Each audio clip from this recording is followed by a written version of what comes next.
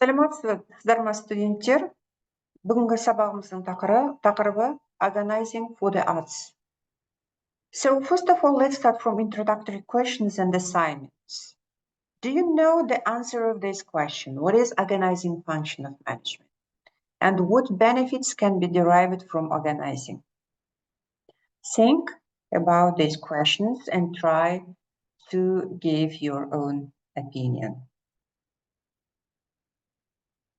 So organizing is a function of management which follows planning.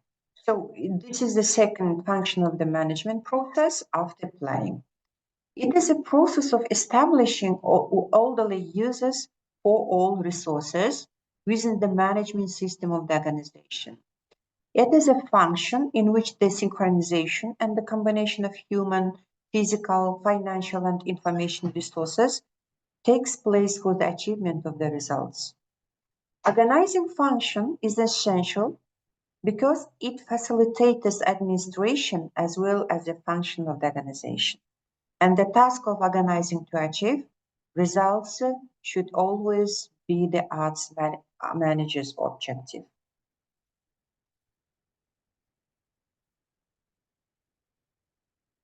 So the term organizing was defined as a process of dividing work into manageable components and coordinating results to serve a specific purpose. And we can mention 4 benefits from organizing. The first benefit is making clear who is supposed to do what. The second benefit is establishing who is in charge of whom. The third benefit is defining the appropriate channels of communication. And the last benefit from organizing is applying the resources to defined objectives. And there are many steps in organizing functions of management. The first step is considerations of objectives. The first step in organizing is to understand basic objectives of the company. Because objectives can serve as guidelines for the management and for workforce, and they can bring harmony of direction in the organization. Second step is identification and the grouping of activities. If group members are to pull their efforts successfully, there must be proper division of major activities, and each job should be accurately classified and grouped.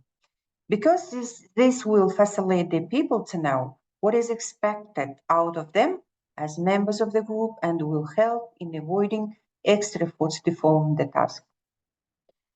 Next step, assignment of duties. After grouping the activities into various jobs, management team should be allotted to the individuals for ensuring assurance of work performance. Each individual should be given a particular task to do according to his or her ability and made responsible for that. The fourth step is delegation of authority. It's important to delegate the authority to the subordinates to show their output. And there are 6 key elements about organization. It's a division of work, types of work, working relationship, departments for work groups, levels of management, and lines of communication. Now we are going to stop to each of these levels, each of these elements. The first element, division of work. Each box in an organizational chart represents a work area. Each area should designate an individual or group assigned to complete organization objectives. The second element is type of work performance. The title you use for the work area, for example, finance, marketing, and public relations development, helps describe the kind of work the personal group will do. The care should be taken to avoid obscure work area titles. Working relationships. The organizational chart shows who reports to whom in the company. You can see from the chart figure, and this is the organizational chart, the hierarchy starts from board of directors, then producing artistic director, managing director, and they also, after that, the next line, this is production manager, director, administration.